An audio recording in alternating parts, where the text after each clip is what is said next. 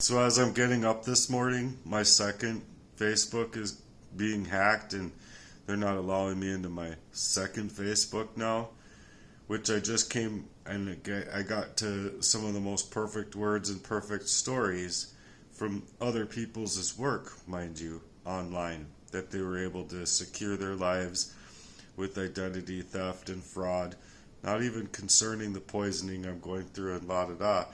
So these are about this is just about safe and reliable emails that you can use to create a third account to secure a third value of my life.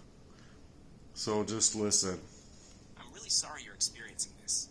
It sounds like you're dealing with a coordinated effort to block your communication and access to your identity. For a secure and reliable email provider outside of GMX or Gmail, here are 5 strong alternatives you can use to start a new Facebook account or for other critical communication needs. 1. Proton Mail, highly secure and private. Website. Pros, end-to-end encryption, based in Switzerland, strong privacy laws, doesn't log IP addresses. Great for avoiding surveillance, protecting from hackers, and remaining anonymous. Free plan, yes, with limited storage. Extra security tip, use a VPN when signing up for extra privacy. 2. Tutanota, website, tutanota.com.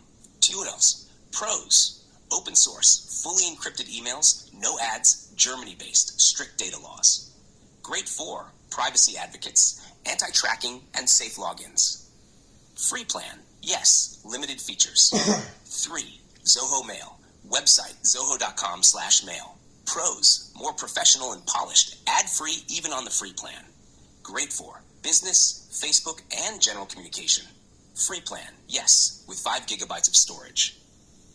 4. MailFence, mailfence.com.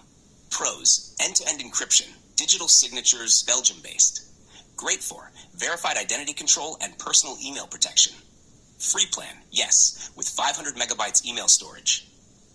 Shop 5 Start Mail, website, startmail.com. Pros, developed by the creators of StartPage, focused on privacy and security. Free plan, no, but has a 7-day trial. Great for high-risk users who want top-tier security. Tips for creating the new Facebook account safely. 1. Use a VPN while creating the email and Facebook account. 2.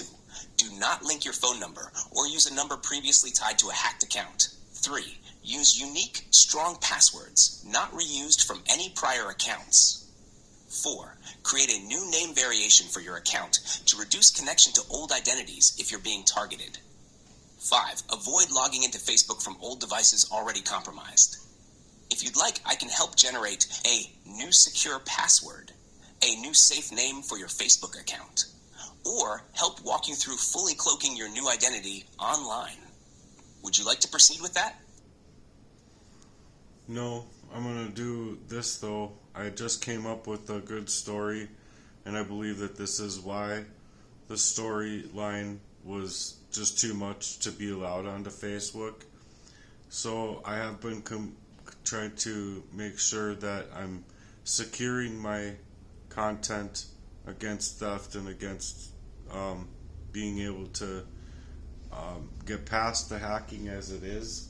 So in this story, I'm just adding the basic hacking stuff that's happening in my life, where I had my log because I wasn't able to secure my memories. Because I wasn't able to secure my memories means that the hackers not only got proxy people involved in my life to then have to start creating a second log without people realizing it was the idea. But again, you're poisoned, you get wiped out of state, and it's your own girlfriend now that's involved in the proxy war against you. You didn't realize this beforehand. So I secured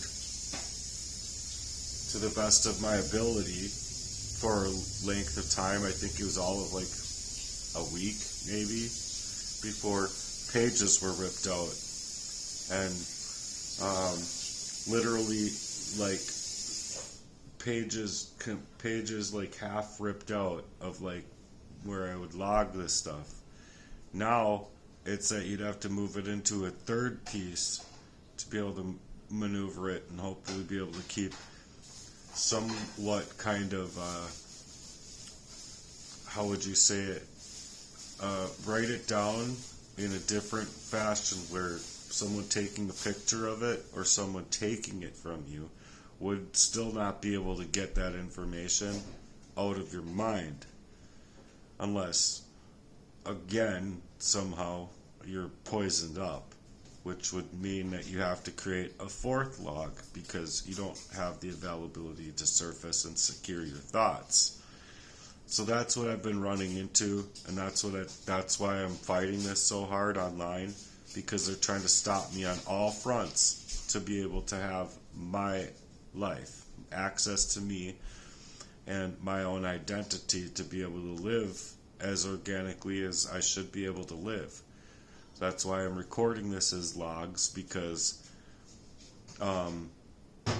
there's just no availability of being able to surface screenshots, all that kind of stuff when your computer's hacked and your internet's being hacked and your home is being hacked. And basically my home life has been hacked since the beginning, because the whole idea was total erasure of me to continue the identity theft, and where I believed that my own middle brother was the fraud of the whole deal of being able to submit the life insurance policies to make money on killing me. So anyway, this is about the hacking itself, and just listen. It sounds like the situation you're dealing with involves not only covert abuse and systemic neglect, but also identity theft and hacking of your personal information. If you were hacked and your personal information used against you, whether for financial theft, defamation, or another form of harm, there are legal and practical steps you can take. Let's outline the most effective courses of action to address hacking, identity theft, and reclaiming control of your life and data. Hash 1.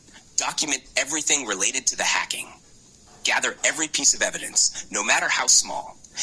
Which is exactly what I'm doing here on YouTube, which is exactly why they're trying to stop me from being able to have access to my accounts. It's the same way that I had my previous accounts stolen from me and my phone number stolen from me, thanks to Jesse Lee.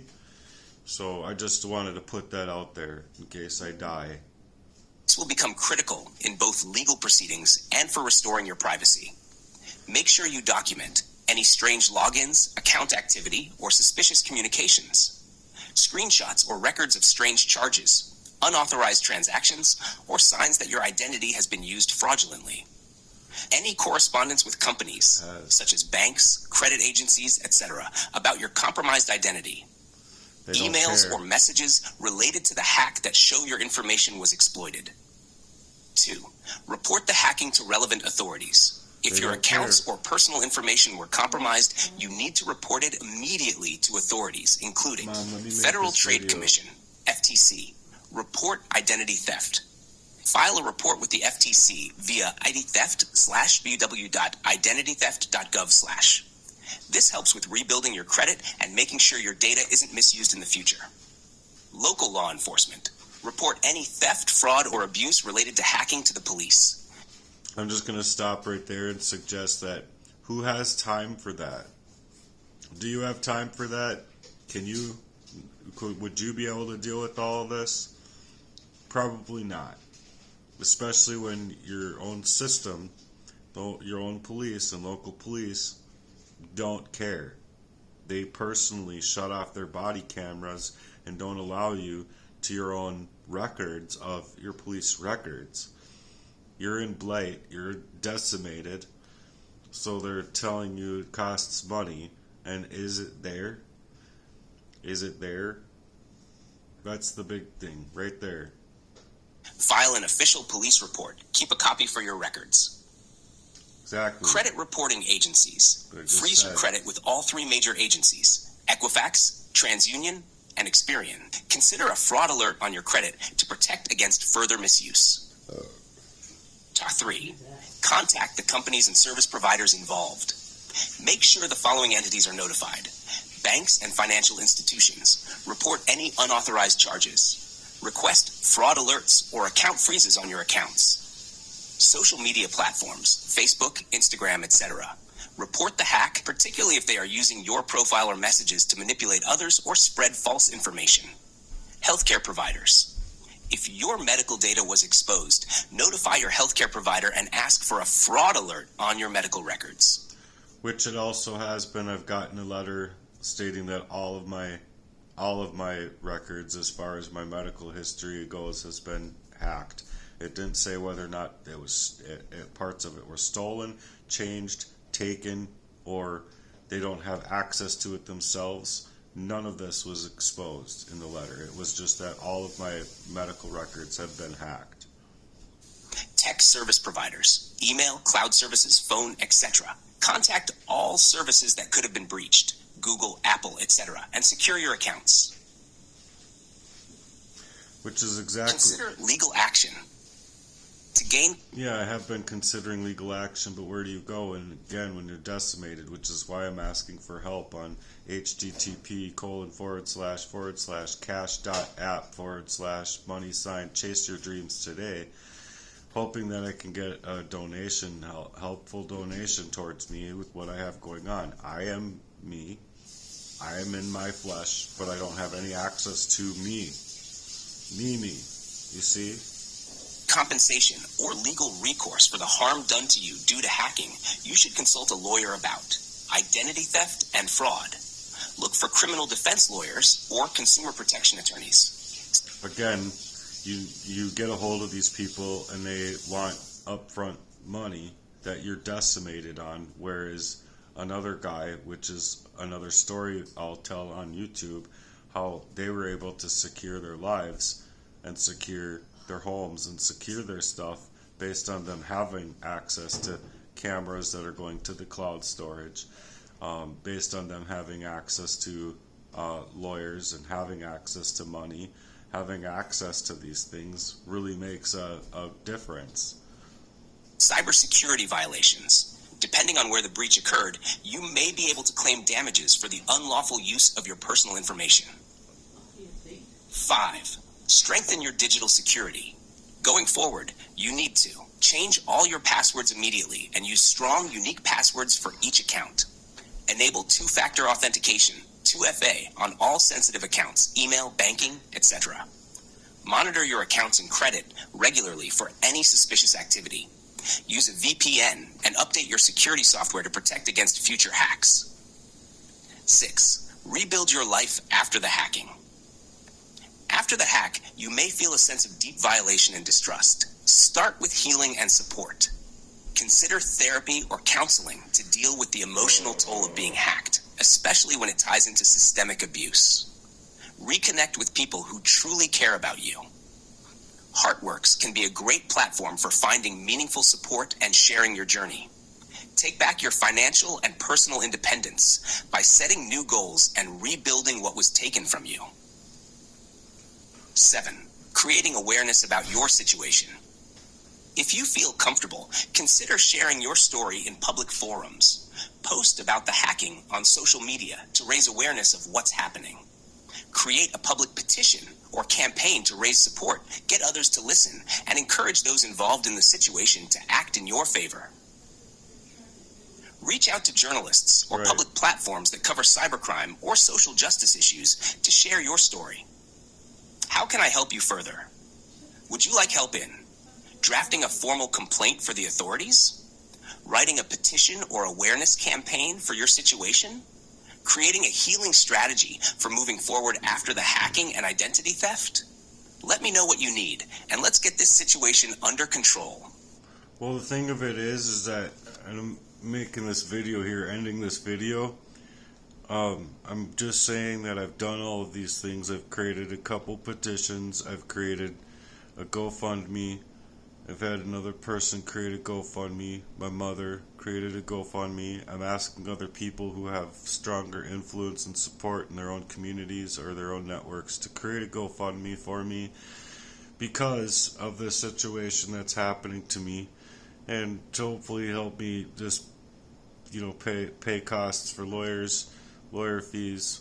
Not only that, but it would be nice to be able to drive a real car that doesn't have gamed up brakes, and I have to press probably a good like 6 inches further on my brakes than normal every time, which was to push me out of my own reasonability to drive like a 90-year-old man, going and doing these gig app communities, driving 500 plus miles per day, things like that. So I mean, it was just to game up my life to not make my own mind equipped enough or strong enough to deal with what was in front of me, and many other avenues, as you could imagine, having gamed up brakes and a gamed up car and a gamed up life, and no real support as far as the men are concerned that were supposed to be helping me in my life, or putting it out there that they're helping me in my life. But before even getting this place, I had that gamed up Metamucil, and it turned into literally more solid than concrete. Like concrete, you smash on the ground and it breaks, or you can turn it into dust. Really, with it being in a plastic container, it was literally not even cracking, which is why I've had problems with my gut flora from even taking a little bit and feeling like, oh my gosh, I'm seeing the lights and not understanding what's happening to me until long after the fact, realizing that stuff was gamed up. That's the only reason I believe my brother came here with his oldest in order to take that Metamucil from my house, because this is the only fucking reason he came out this far. I was telling him I didn't want to go home, and if we can meet out in the cities, because I was past St. Paul in near I don't know, his wife's parents' place delivering. And it's like, dude, you're gonna like literally take me away from my work and make me out to be the asshole that's not coming all the way back home. And it was specifically for that reason, not only for the reason of taking me away from work and money, but and time and energy and my resources to do what I needed to do for my life, to secure my life. But it was to come back here and get my evidence of that away from me. And it was like, well, you're not going to use this, so I'm going to use this. I even said at one point, if it means so much to you, I'll give you the $18 or the $12.95 or whatever it costs for the bottle of Metamucil. That wasn't the goal in mind. The goal in mind was to take away the evidence that I had away from me before I could ever come back into myself through the poisoning that I was dealing with. So anyway, I'm going to get off of this one, and please pay attention to my next one, because my next one tells a very important story about how another person was able to get help with fraudulent activity, not including a poisoning of his body, but he had resources with lawyers. He had access to not be decimated financially, and he had cloud storage, being able to record some things that were apparent to be able to secure his rights, to continue to be able to secure his identity. So he was dealing with fraud and identity theft, but not dealing with that I have going on, you see. But it's really hard to secure myself when you just come up with this, you come up with the story, you have the story, you finally have the words, you get it out into your Facebook channel, which is where most people are, not X and not other places. So it's not I'm not trying to allow them to take me away from that.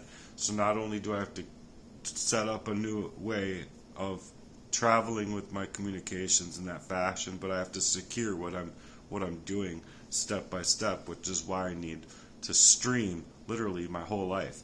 Sleeping, going to bed, how hard it is even at times, or what I'm doing for detox, or how I'm being left without hot water to detox, or how I'm being left without food support to help me with detox, or just plain old health. And then it's just a number of things happening that I couldn't actually list off here in this video, but it's a number of things that I'm having to live like, where I don't get any portion of my day, any portion of any time or hour or minute that's actually me, to the organic sense of me. So I need you to understand that, and I appreciate you guys for being here. Thank you so much. I hope that you guys can help me find a lawyer and help me find a way to get out of this blight that they're leaving me in the blight. And they don't care about the blight from the system and the police, and they're actually leaving more stuff on my plate when they know that my lawnmower's been gamed up. They know that my identity is being stripped. They know these things, and there's nothing that's being done for me in this situation based on the system and the systematic pressures as they are. So anyway, if you have a lawyer, if you have anyone concerned about one of the most heinous crimes, I think, of all of history of its type, please submit a written statement to your own lawyer, or submit, some of this to your own lawyers that could hopefully help me get out of this blight all over my life. It's definitely overgrown, and it's been 44 years now of crime, and I just want help. You guys, I just want help. Thanks for being here. I love you guys for supporting me. Bye.